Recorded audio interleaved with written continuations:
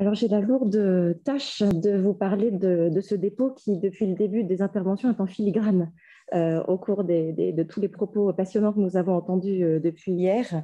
Et contrairement à ce qui a été évoqué dans certains cas, le choix de Chambord comme dépôt n'a pas été une évidence si flagrante que cela. Et c'est ce par quoi je vais commencer mon propos. Mais au préalable, juste quelques mots pour rebondir sur ce qui vient d'être dit à l'instant.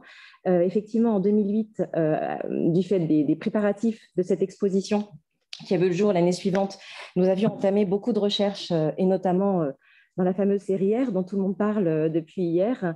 Et nous avons surtout eu la chance de découvrir aussi un fonds photographique privé qui jusqu'ici a été extrêmement peu exploité puisque nous avions été les seuls à en mettre quelques images de ci, de là dans le catalogue de l'exposition de l'époque. Et les ayants droit ont eu l'extrême gentillesse de laisser Chambord inventorier ce fonds qui est celui d'une famille chambourdine qui a passé plusieurs générations dans le domaine de Chambord et qui notamment a compté parmi ses rangs plusieurs photographes, dont Gonzague Dreux, qui était photographe reporter et qui a mitraillé l'intérieur du château rempli de caisses. Alors que, bien sûr, nous l'avons dit à plusieurs reprises, le secret était normalement demandé à tous. Et vous allez voir au cours des différentes images que j'ai voulu nombreuses pour pouvoir justement rebondir sur tout ce qui avait été dit depuis hier. Vous allez voir qu'il s'agit de clichés d'une grande qualité, comme celui que vous apercevez déjà derrière moi, que j'ai un petit peu reformaté pour qu'il tienne sur cette image. Il s'agit de format carré à chaque fois. Donc, ça vous permettra de faire aussi le distinguo avec les autres images issues des archives des musées nationaux notamment. Alors, il faut juste que je dégage tout ce qu'il faut. Donc, très, très succinctement, parce qu'on l'a également dit à plusieurs reprises, nous ne pourrions pas connaître si bien le quotidien du dépôt du château de Chambord s'il n'y avait pas cette correspondance excessivement abondante de la part de son chef, de son responsable, Pierre Chômeur, qui a inondé, si je puis dire, sa hiérarchie, et en particulier Jacques Jaujard, de lettres quotidiennes, parfois même plusieurs par jour, pour relater absolument tout ce qui se déroulait dans ce dépôt, des faits les plus insignifiants jusqu'aux événements les plus tragiques, avec cette écriture reconnaissable entre toutes, et qui d'ailleurs faisait que les rapports qu'il envoyait étaient généralement repérés de suite, avant même qu'on ait le temps de savoir de quoi il s'agissait. Et parallèlement, les souvenirs de Lucie Mazuric, qui a essuyé les plâtres à Chambord, puisqu'elle a été envoyée à Chambord dans les tout premiers dépôts pour aider l'équipe de scientifiques sur place. Et elle a, ce qui nous arrange bien évidemment, relaté ses souvenirs, et notamment ceux de sa période chambourdine, dans le premier chapitre de cet ouvrage, Ma vie de château, qui est assez savoureux, beaucoup plus doux que la plume de Pierre Chômeur, qui se veut un peu plus caustique, et ça, vous allez avoir l'occasion de vous en rendre compte. Alors, je vous le disais juste avant, le choix de Chambord, qui pourtant semble une évidence à tous depuis hier, tout le monde a mis en avant évidemment son volume, le fait qu'il soit isolé, l'eau à proximité, l'éloignement de tout objectif stratégique. Tout cela en faisait un dépôt idéal, et c'est d'ailleurs comme cela qu'il a été envisagé assez vite par l'administration des musées nationaux, puisqu'en 1938, après l'invasion des Sudètes, c'est à Chambord que l'on évacue les chefs-d'œuvre des chefs-d'œuvre qui vont n'y rester que 3 jours avant de retourner à Paris, puisque finalement, il s'agit presque d'une fausse alerte. Et contrairement à ce que tout le monde pense, Pierre Chômeur, lui, est effrayé par toutes les qualités dont je viens de parler, qui sautent aux yeux de tous, et il aurait dissuadé quiconque de laisser ne serait-ce qu'une boîte de chaussures, je pense, plus de 3 jours à Chambord, tant il insiste sur les points faibles de ce lieu. Alors, le Chambord en question, en l'occurrence en 1941, mais je pense que tout le monde l'a déjà en tête. Et en fait, Pierre Chômeur va devenir le monsieur trop tout concernant Chambord, qu'il trouve finalement trop connu, trop visible, une cible de choix pour les bombardements qui voudraient utiliser les lieux comme en guise de représailles. Et il insiste sur les risques multiples que les œuvres, d'après lui, pourraient subir si on les laissait plus de quelques jours, à savoir une concentration de matériaux inflammables absolument conséquente, charpente, évidemment plancher, boiserie des appartements, la résistance des planchers d'ailleurs qu'il remet volontairement en cause, l'absence de chauffage. Ça, je ne vais pas lui jeter la pierre parce que c'est toujours le cas aujourd'hui dans le circuit de visite. Donc, c'est quelque chose que nous connaissons bien.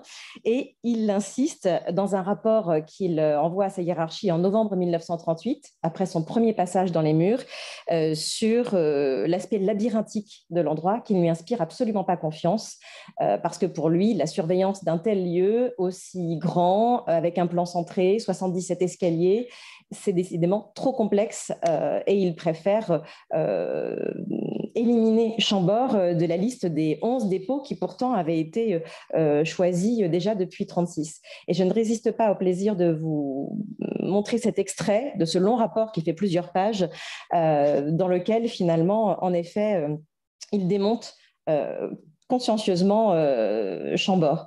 Là où il y a des volets, il n'y a pas de fenêtre. Où se trouvent des carreaux, manquent les fermetures. Quand il y a une porte, elle n'a pas de serrure. La serrure existe-t-elle? Une poussée suffirait à en avoir raison. Une porte extérieure est-elle ouverte? Réclamez-vous la clé? On vous apporte obligeamment dans une brouette 400 clés rouillées, parmi lesquelles vous avez à choisir. Croyez-vous une porte bien bloquée? Vous découvrez qu'il suffit de faire le tour extérieur d'un donjon, enjamber une petite barrière, qui paraît ne se trouver là que dans un but innocent de protection anti-urinaire. Et vous voilà au cœur de la place, une targette à tirer, la porte dans laquelle vous mettez votre confiance s'ouvre de l'extérieur et vous livre les précieuses caisses qu'elle est censée préserver.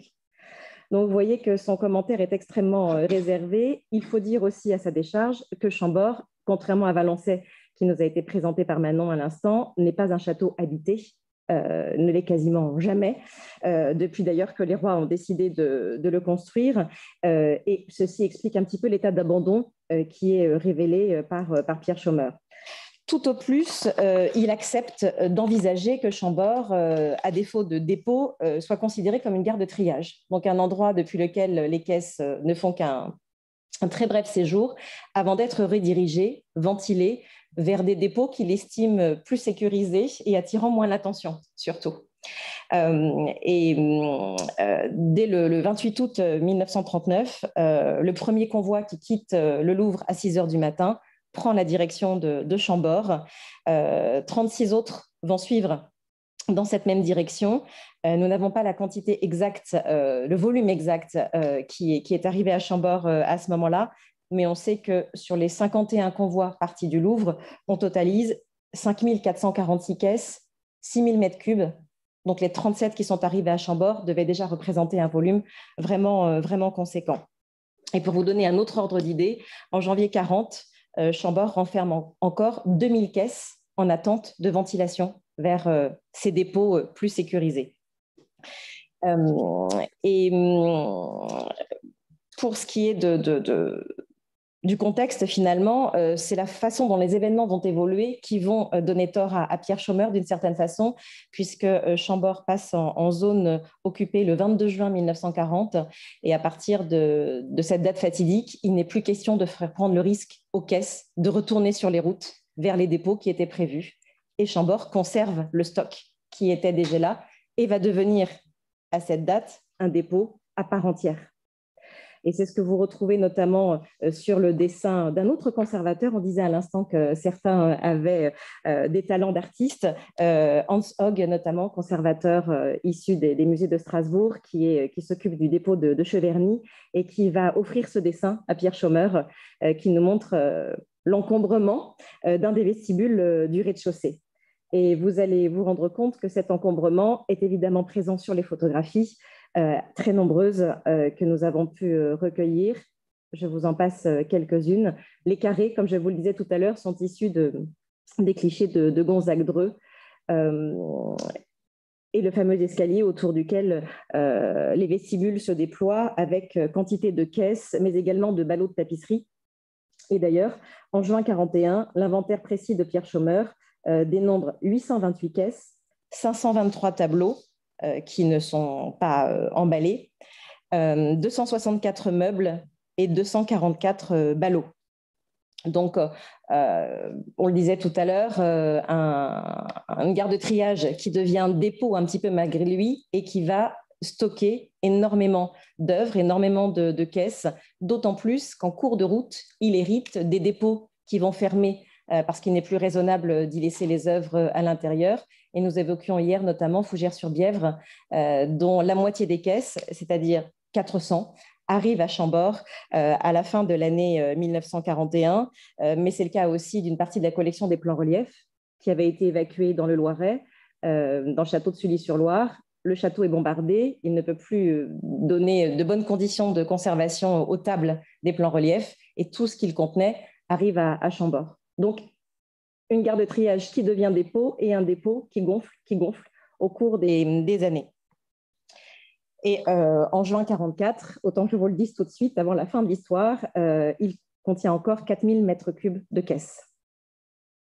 Donc, nous allons le voir tout à l'heure, probablement pas le dépôt le plus prestigieux de par son contenu, puisqu'à la base, les œuvres ne devaient pas y rester, mais vraisemblablement le plus conséquent de tous pendant la durée du conflit.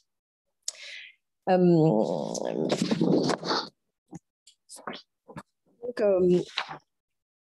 pour ce qui est de la suite, nous avons bien sûr parlé du lieu qui est transformé en cours de route, mais il est complètement essentiel de parler des forces vives en présence et qui vont alimenter la surveillance de Chambord avec d'entrée de jeu une équipe de gardiens qui va totaliser à peu près une trentaine d'individus qui vont se répartir une surveillance jour-nuit. Là, vous avez deux photographies, toutes les deux prises en 1941, avec l'un des gardiens qui se dirige vers l'aile de la chapelle et quelques éléments de ce service de gardiennage posant avec leur famille fièrement devant le château.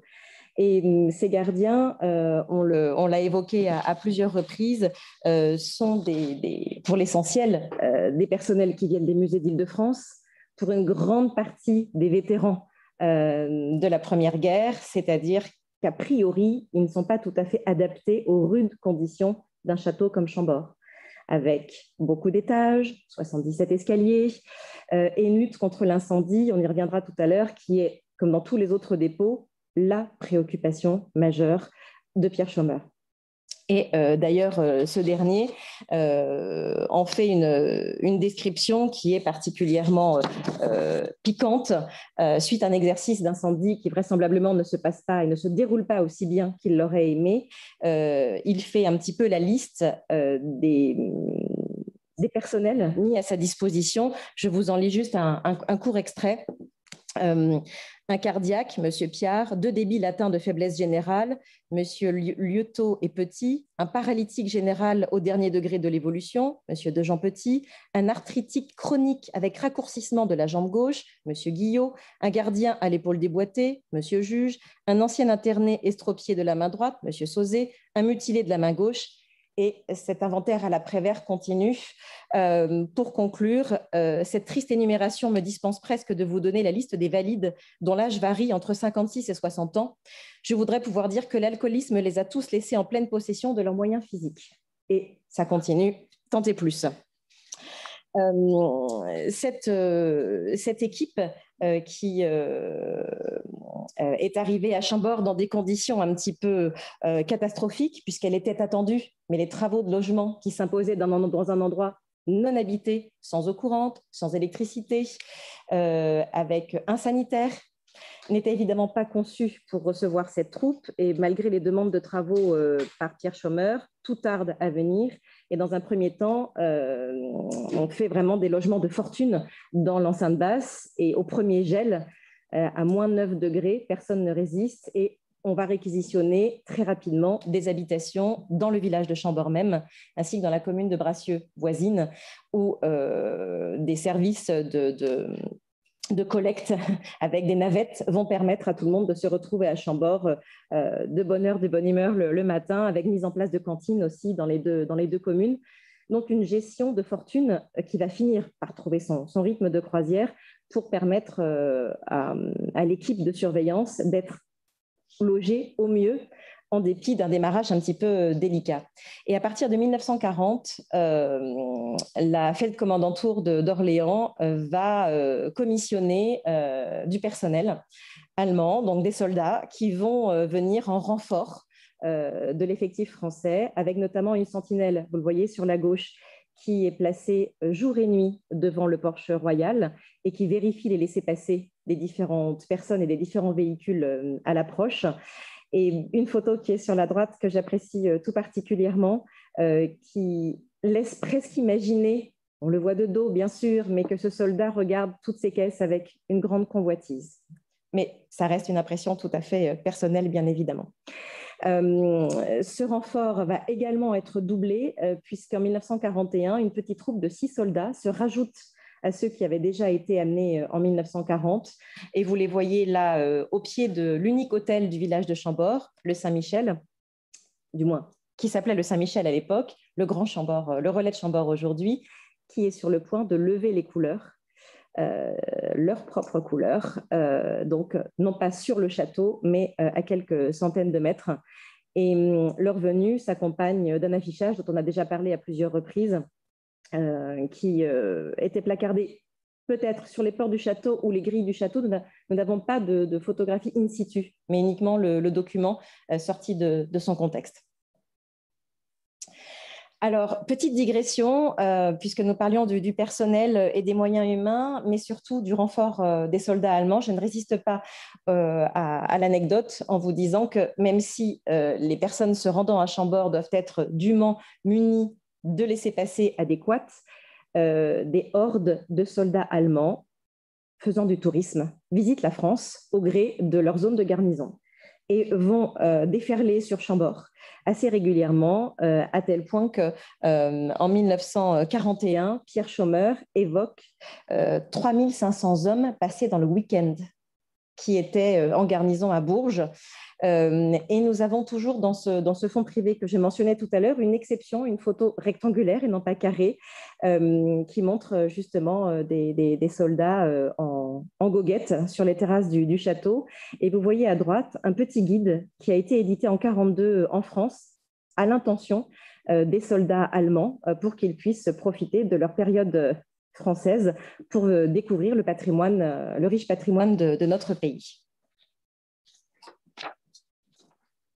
Alors, je vais passer un petit peu plus vite sur le chapitre suivant. Je ne peux pas ne pas le mentionner, mais comme on l'a tous dit, ce sont surtout les photographies que je voudrais mettre en avant. La préoccupation essentielle de Pierre Chaumer, ce sont les risques d'incendie, et on comprend avec ces milliers de caisses réparties dans tout le monument, qui plus est lui-même doté de tout ce bois, il a dû passer de très mauvaises nuits à faire en sorte que l'équipe qu'il chronométrait quasiment quotidiennement dans des exercices drastiques, arrive enfin à montrer ses preuves. Et il fera d'ailleurs du personnel de Chambord des spécialistes du maniement de la lance à incendie, puisqu'ils vont réussir, contre toute attente, des prouesses lors de ces exercices. Et vous voyez sur ces clichés, à gauche, une des 2 motopompes qui était encore à Chambord et qui vraisemblablement est en train d'être révisée, de marque Lafly, et l'autre, photo couleur oblige, puisqu'elle est toujours dans nos collections, une motopompe de marque Renault, qui d'ailleurs en 2009 accueillait les visiteurs lors de l'exposition en tâches de guerre au rez-de-chaussée du monument. Trop lourde, on ne peut pas la monter dans les autres étages. Et à droite, ce qu'il nous reste, des extincteurs, des seaux-pompes qui étaient extrêmement nombreux et que Pierre Chaumer faisait en sorte de faire réviser le plus régulièrement possible pour que justement cette défense puisse être la plus convenable, quels que soient les accidents. Les exercices dont je parlais à l'instant, avec toujours des photos de Gonzague Dreux, que je trouve personnellement extrêmement artistiques, alors qu'il s'agit d'exercices d'incendie, où vous voyez systématiquement les gardiens dans les postes les plus hauts, au rez-de-terrasse, et puis carrément tout en haut d'un des escaliers d'angle de la cour du château, en train de vider les lances qui leur auront permis de faire les exercices. Alors, fort heureusement, aucun incendie n'est à déplorer en ce qui concerne le château, le dépôt, mais quelques frayeurs malgré tout. Les 2 au cours de l'année 1944. Tout d'abord, un avion américain, un B-24 Liberator, qui, après avoir frôlé les toitures, s'échoue juste à côté du château, dans l'actuel jardin à la française. Et vous pouvez lire le mot que Pierre Chaumer écrit immédiatement à Jacques Jaujard pour, dans l'angoisse de ce qui vient de se passer, pour vraiment lui donner ses premières impressions. Et le lendemain, il va annoter une carte postale au stylo plume pour marquer précisément le point de chute, la trajectoire de l'avion. Je vous rassure, le pilote et le copilote qui se sont éjectés à la dernière minute ont pu être recueillis dans les maisons de villages voisines. D'ailleurs, Monsieur Callan, le pilote, est revenu en France à plusieurs reprises. Et nous avons d'ailleurs un témoignage, une interview qu'il a donnée en 2004 à un journal local. Et voilà les impressions qu'il avait encore en tête. J'ai vraiment cru qu'il allait le percuter, le château. Mais inexplicablement, alors qu'il n'était plus qu'à une centaine de mètres, il s'est couché sur l'aile gauche et s'est abîmé en bordure de la rivière. Donc vraiment, le pire a été évité, d'autant que, bien sûr, même s'il avait perdu du carburant, il en avait encore. Et une fois qu'il s'est crashé, l'avion a complètement explosé. Donc, les risques auraient vraiment pu être fatals à l'ensemble des collections. Et autre événement pour lequel, évidemment, je n'ai aucune image, toujours en 1944, il s'agit du moment où une de ces colonnes allemandes en déroute, venant de Nantes et se dirigeant vers Orléans, passe par Chambord pour éviter les rives de la Loire qui, elles, sont à découvert et qui sont bien évidemment bombardées.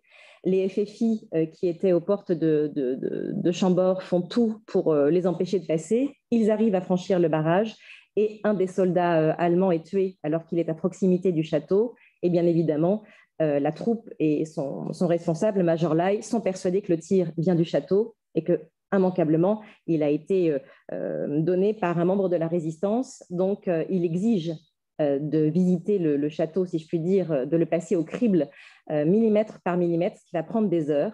Et pendant que l'opération est en cours, ces équipes, si je puis dire, sa troupe commence à incendier le village.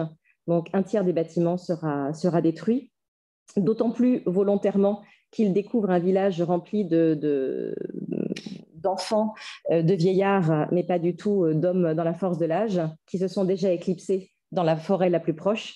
Et bien évidemment, ils veulent les faire revenir en leur faisant croire qu'ils sont en train de tuer les villageois.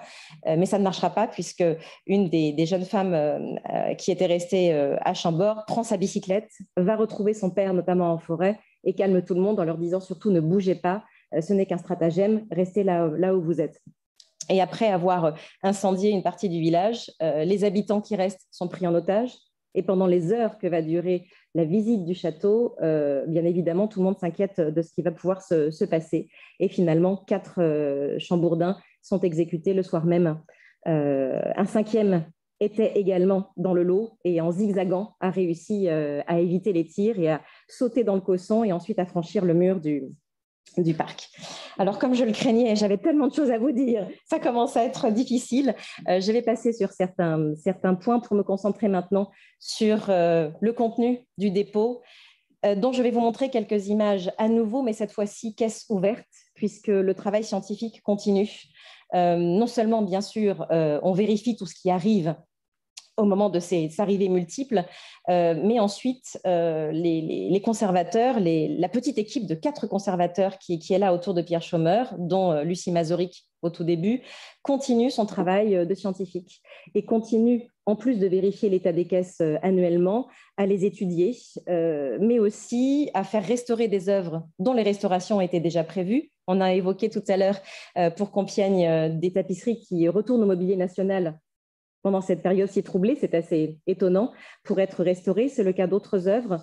Et puis également des caisses qui sont revisitées régulièrement, notamment parce que, comme on l'évoquait pour un autre lieu précédemment, du foin se trouve ou de la paille régulièrement dans les caisses. Et avec l'humidité puisqu'il n'y a pas de chauffage, je le disais tout à l'heure, de Chambord, il est hors de question de laisser les choses pourrir et gâter le contenu. Alors, vous m'excuserez d'avoir mis Compiègne en province, mais sur l'instant, ça m'a semblé une évidence et tout à l'heure, j'ai réalisé que je l'avais laissé du mauvais côté. Vous avez la liste des innombrables provenances des caisses et je n'ai pas encore réussi à faire le travail exhaustif que Manon a mené pour Valençay, puisqu'avec tous ces mouvements d'œuvres successifs, nous avons des listes et des listes à rallonge d'œuvres, enfin pas vraiment d'œuvres, on va dire de provenance, parce que voilà à quoi ressemblent les registres qui concernent Chambord, des numéros de caisse et pas de contenu. Il faut ensuite aller piocher dans les listes d'œuvres qui elles-mêmes ont été remaniées régulièrement puisque les œuvres ont souvent été reconditionnées dans d'autres caisses en cours de route, plus les restaurations. Donc, vous voyez qu'il faut vraiment faire un travail de fond que malheureusement, je n'ai pas encore eu le temps de faire. Et avant d'aborder le retour des œuvres, qui fort heureusement va se passer dans très bonnes conditions, je reviens extrêmement brièvement sur des saisies qui ont été faites sur les quelques collections juives que Chambord a abritées. Bien évidemment, les autorités allemandes avaient la liste du contenu de tous les dépôts et du contenu de toutes les caisses, y compris celle de Chambord. Et vous voyez, sur les registres qui concernent vraiment Chambord tout particulièrement, les saisies de l'ERR du 7 juillet 41, qui prennent le relais de celles qui ont lieu à Sourches au mois d'avril, où toute la collection David Weil qui s'y trouvait est emmenée, et qui précèdent les derniers prélèvements qui se feront au château de Brissac en août 41. Donc, je passe et j'en arrive au dénouement. Comme on le disait tout à l'heure, le retour des œuvres va se faire extrêmement progressivement à partir de janvier 45 en ce qui concerne Chambord. Et on peut dire que la collection des plans reliefs, qui est par nature volumineuse, va s'imposer dans nos murs relativement longtemps, puisque jusqu'à la dernière minute, on envisage de faire de Chambord le nouveau musée qui pourrait les abriter, un musée de l'histoire des cités. Et voilà pourquoi ce sont les dernières œuvres qui quitteront Chambord après 48. Mais en juin 45, alors qu'on exclut d'entrée de jeu les plans reliefs de ce décompte, il reste malgré tout 1225 mètres cubes de caisse à évacuer. Et ce précieux contenu va progressivement partir. Vous voyez ici des extraits que j'ai fait d'un petit film d'archives qui est merveilleux, qui dure 1 minute 30, qui vient des actualités françaises avec ces voix off reconnaissables entre mille de l'époque. Et là, vous voyez justement quelques œuvres en train de regagner les camions à destination de Paris pour la plupart des institutions, mais également des collectionneurs privés qui n'ont pas été inquiétés et dont les œuvres sont restées à Chambord. Pierre Chaumer dira d'ailleurs à propos de la réouverture de Chambord du 13 avril 46 qu'à partir de ce moment-là, le château pourra retrouver son aspect d'abandon, puisque c'est un petit peu comme cela qu'il l'avait trouvé. Il le restitue avec de l'électricité, de l'eau courante, certes, mais finalement, encore un petit peu avec cette impression.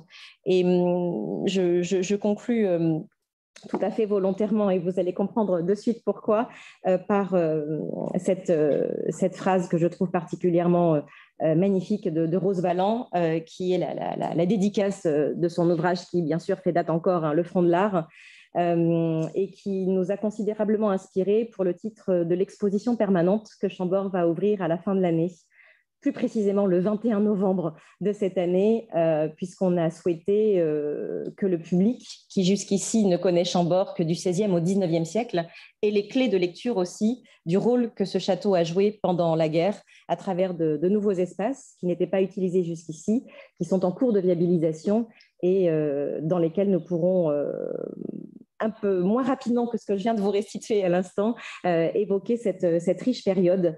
Et nous avons choisi d'intituler cette exposition Chambord 39-45 pour sauver un peu de la beauté du monde. Je vous remercie.